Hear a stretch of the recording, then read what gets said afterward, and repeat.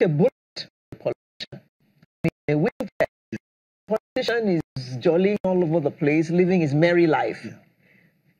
Somebody's life has been more or less cut short. Yeah. Okay, thank you. Number one. A youth's life has been cut. Last year, United Nations International Youth Day, I was the speaker there. And, Mom, name who, the only person who was not on seat that day is Governor Akinwumi Ambode himself. Everybody was present. And I told them, the youth were there, the coppers, all of them. And I said, the next time you carry a gun, a revolver, pump action, whatever, machete for any politician, before you use that gun, remember to ask the politician, where is your own son? Where is your daughter? They are abroad, kept, safe, secured, protected. In fact, under surveillance. You are here because of how much you want to destroy your future. When there is life, there is hope. That's what my mom told me. So why do you want to cut your hope and your life by working on a serious, dangerous path for a politician who does not have any plans for you? Who does not have any plans for you? They use you today, they discard you tomorrow. Not everyone, though. Not everyone. Let's be sincere. But trust me, a very high number of them, that is what they do. And by the way, why would you buy ammunitions for youth for election if your intentions are clean? I think I would like to add to that. In a society, I have this quotation that says, in a society where nonsense makes sense, to have sense is nonsense. And what they've done over the years, I have come to realize that we have politicians and we have politicians. And because for anybody who wants to go into politics because he wants to change one or two things, that person is a politician. But for those who have ulterior motives, who have bad plans for the society and they just want to butter their bread, like Honorable just said here, I call them politicians. Now, there are two types of thugs now, political thugs. I need to raise awareness about the other part of it. The real thugs who actually carry the weapons and machetes and do all sort of things, and the intellectual thugs. And that's what they are converting a lot of our smart young Nigerians into. They are converting us into intellectual thugs. There is this belief in Nigeria. The moment you are a young person, they believe that you just keep your mouth shut, don't ask questions, just follow the leader. You don't have any opinion. You don't have any opinion. Your opinion doesn't count. And the moment you speak, they will now tell you, they will tell you that you're a rebel, and they label you, and before you know it, you become. So that's why I said in a society where nonsense makes sense, to have sense is nonsense.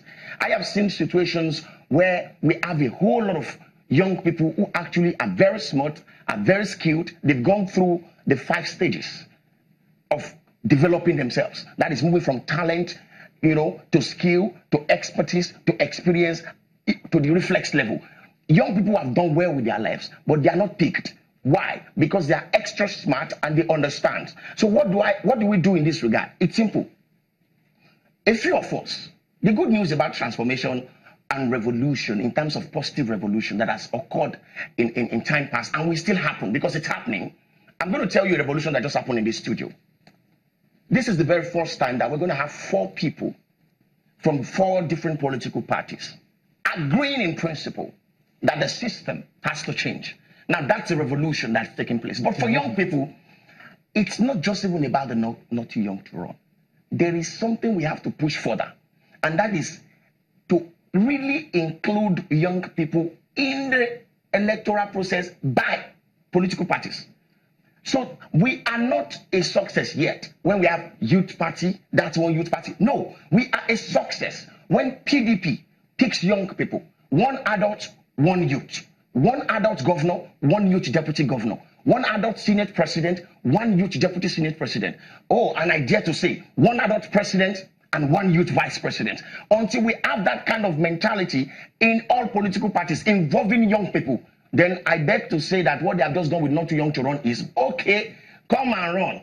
But the money where you go take, and these are issues. I go see how you go. I go see how you go run. Let me add something to that. And by the way, remember, President Muhammadu Buhari said that day that we have approved it, but don't come to run until after 2019. He said it was a joke. Okay. It was a joke. From such a platform. That's on energy. The way forward. The way forward is, as I said earlier, let's be holistic in our thought process. What? You cannot be saying, I like you, and then you will go back and say, hey, once he get out, hit his leg, smash his face. That is why people don't trust the words from politicians. You were asking earlier that people accuse the government of trying to politicize their word. I agree. People seek a holistic approach to truth-telling. Honorable just said one thing at the beginning, that the system is bad. But he's a member of a system that seems to also agree that the bad things should be kept. Now, I take things he said. Nepotism, as far as I'm concerned, is what has damaged this country. And we must say it. President Buhari's not respecting the federal character, which you spoke about here, for me, it's the only reason why we're divided. Which is constitutional. We know the states where the educational advantage people are. But when we do recruitment into the police, which you saw, it's the states where the worst results come educationally that actually got double the number of the next state. Now, for me, that is nepotism. That's not going to get us anywhere. That is lowering of standards. That means it doesn't make sense you go to school, no matter what it is. If I'm there and I'm your father, I make sure you gain chance more than anyone else. Our country, as far as I'm concerned, all I can warn those who don't understand is that they should stop. Nigeria is changing. Nobody can stop an idea whose time has come. That's it. For me, I have seen it. If Buhari keeps pretending all this is due, the country will, like a flood, will sweep him aside. Okay, Mr. Roger, the way forward, your last word on this. Wow. Well, again, I will come back that we need a system that runs, a system that works, a system that can throw up good people, a system that can reward good people. That even as faulty as the Constitution is, if we obey it, what is here in the Constitution, we can go far. And one way to ensure that system is through the restructuring of this country. It is very fundamental, because if we restructure this system, I mean, the country, some of these things you talk about will be cured. I'll give you one example. In my own state, Delta State, a group of people, Anyoma, call them the Anyoma people, gathered and say we have endorsed the incumbent.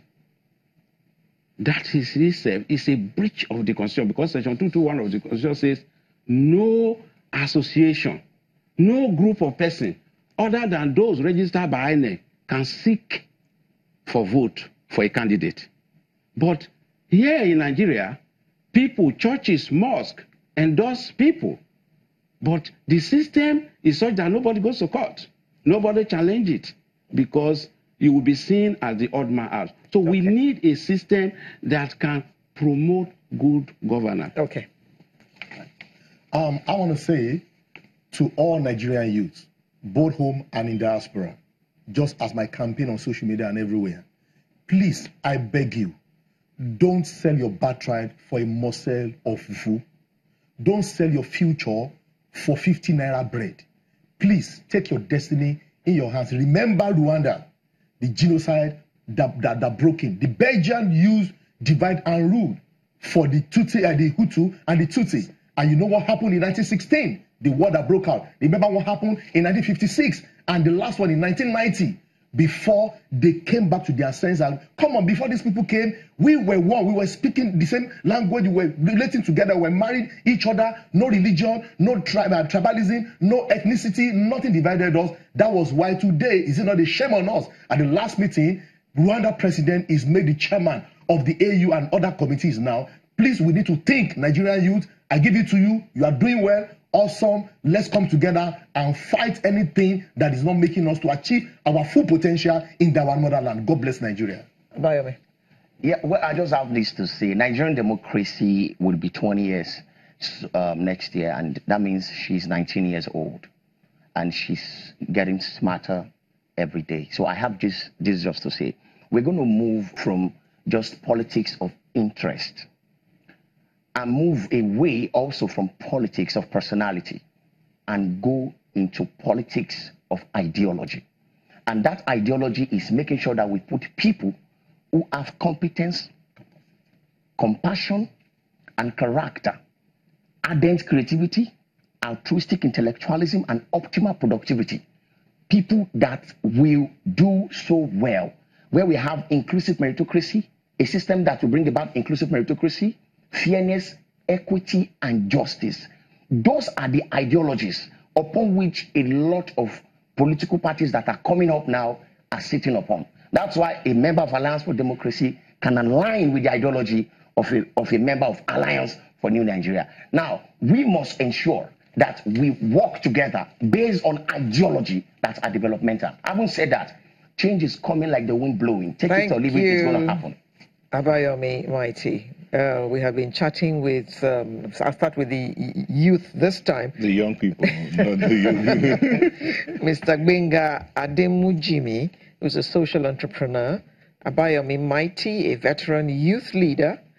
Catch Onanoju, a member of the PDP, as well as Mr. Solomon Edoja, former member of the House of Representatives and APC chieftain. Thank you very much for coming to share your insights with us this morning. Thank you. Thank you very much. Sunrise will be right back with another interesting conversation. Please stay with us.